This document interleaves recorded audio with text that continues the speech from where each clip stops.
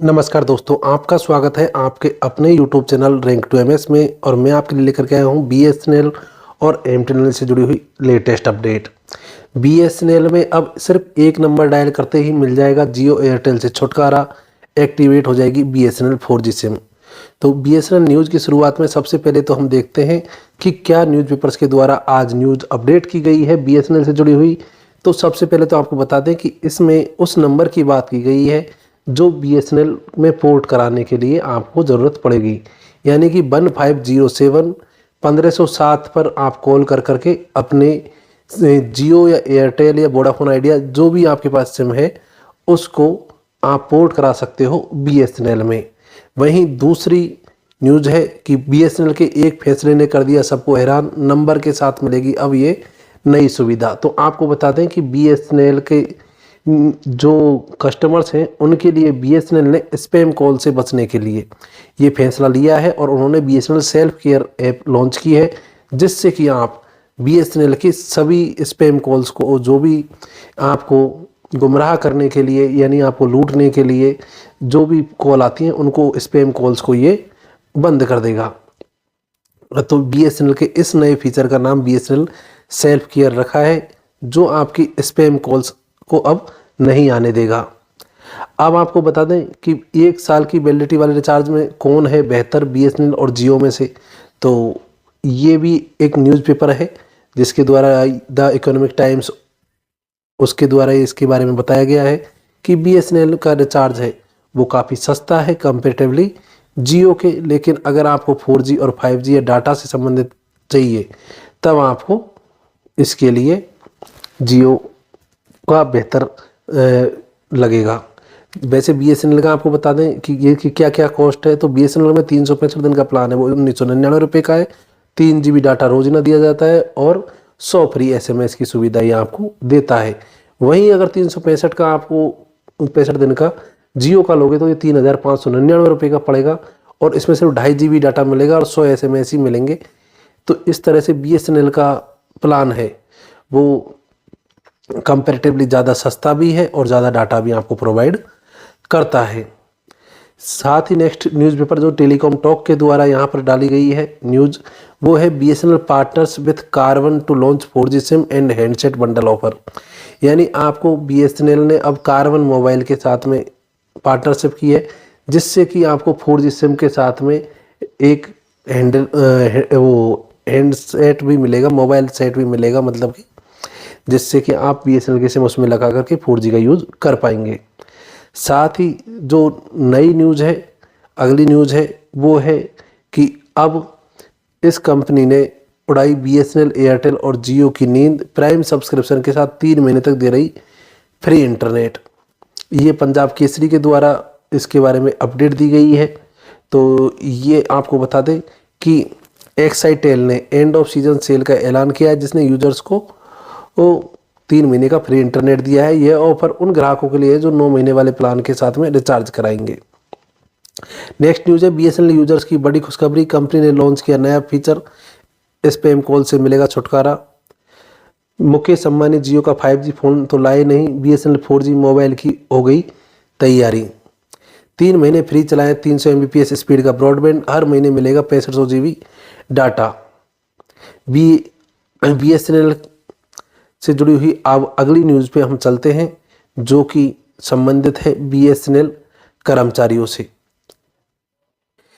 इसमें हम देखेंगे सभी एम्प्लॉयज़ से जुड़ी हुई लेटेस्ट अपडेट। तो सबसे पहले हम देखते हैं बीएसएनएल एम्प्लॉय यूनियन के द्वारा उनके वेबसाइट पर क्या अपडेट दी गई है। तो आपको बता दें कि बीएसएनएल एम्प्लॉय यूनियन ने बताया है कि TUI परिवहन एवं संचार की सेक्रेटरीट बैठक 8/10/2024 को ऑनलाइन आयोजित की जाएगी और इस बैठक में बीएसएनएल EU के महासचिव साथी P अभिमन्यु भाग लेंगे।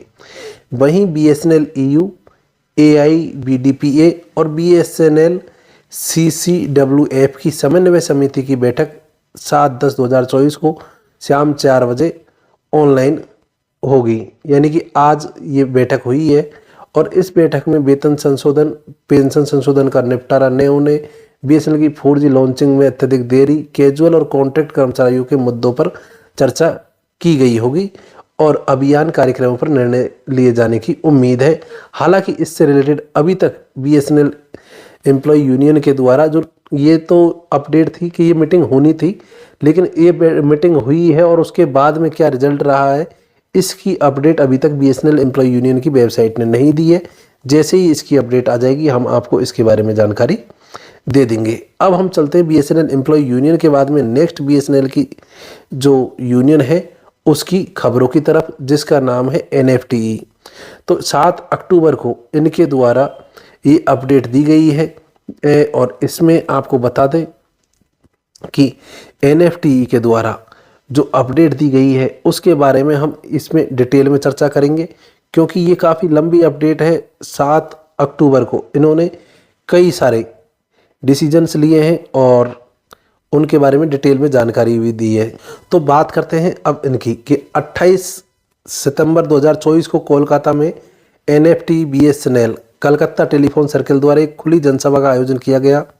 यह 2 जिलों की द्विवार्षिक संयुक्त बैठक का अवसर था। हमारी यूनियन की ओर से कॉमरेड चंदेश्वर सिंह और कॉमरेड महावीर सिंह और कॉमरेड कृष्णेंदु नस्कर ने बैठक में भाग लिया। सीटीडी प्रबंधन की ओर से श्री दीपेश चंद्र ठेकेदार और श्री कौशिक मुखर्जी, श्री कुजूर और डीजीएम एचआर उपस्थित थे। इन सभी नेताओं और अधिकारियों ने बैठक को संबोधित किया। यहाँ पर आपको बता दें कि कॉमरेड चंद्रेश्वर सिंह ने अपने उद्घाटन भाषण में कर्मचारियों की लंबित शिकायतों जैसे विशेष करके वेतन पुनरीक्षण पर जोर दिया। उन्होंने बताया कि 60% गैर कार्यकारी कर्मचारी रुके हुए और उन्हें बहुत कठिनाई का सामना करना पड़ रहा है, क्योंकि वे अब तक काफ़ी कुछ खो चुके हैं। कंपनी को नुकसान के नाम पर वेतन पुनरीक्षण रोका जा रहा है, लेकिन कर्मचारियों का कंपनी की नीतियों से कोई लेना देना नहीं है। कर्मचारी अपना योगदान दे रहे हैं, लेकिन गलत सरकारी नीतियों के कारण यह राजस्व में परिवर्तित नहीं हो रहा है। सरकार या बीएसएनएल बोर्ड द्वारा कर्मचारियों के साथ किया गया व्यवहार न्याय, नैतिकता, परंपराओं और प्राकृतिक न्याय के विपरीत है। श्री दीपेश चंद्र ठेकेदार ने अपने भाषण में विकास गतिविधियों और बीएसएनएल मुख्यालय द्वारा निर्धारित लक्ष्यों को प्राप्त करने के बारे में जानकारी दी। उन्होंने तकनीकी गतिविधियों को सरल भाषा में समझाया, जिसे हर कोई आसानी से समझ सकता था। कॉमरेड महावीर सिंह ने बीएसएनएल के ऐतिहासिक मोबाइल क्षेत्र की स्थिति की तुलना वर्तमान स्थिति से की और कहा कि राजस्व में गिरावट और तकनीकी पतन सरकारी नीतियों का परिणाम है। वहीं श्री कौशिक मजूमदार ने जोर देकर कहा कि सर्किल कार्यालय में गैर कार्यकारी कर्मचारियों से संबंधित कोई मुद्दा लंबित नहीं है। उन्होंने स्थानीय नेताओं को आमंत्रित किया कि यदि किसी शिकायत का निपटारा करने में कोई कठिनाई महसूस हो तो एचआर विंग के दरवाजे हमेशा खुले रहेंगे। अंत में कॉमरेड कृष्णेंदु नस्कर द्वारा धन्यवाद ज्ञापन के साथ अध्यक्ष ने सत्र समाप्त करने की घोषणा। इसके अतिरिक्त कर्मचारियों के लिए रूल 8 और रूल 9 के तहत एम्प्लॉयज़ के ट्रांसफ़र सरप्लस सर्किल में ट्रांसफ़र के लिए एक लेटर डायरेक्टर को लिखा गया।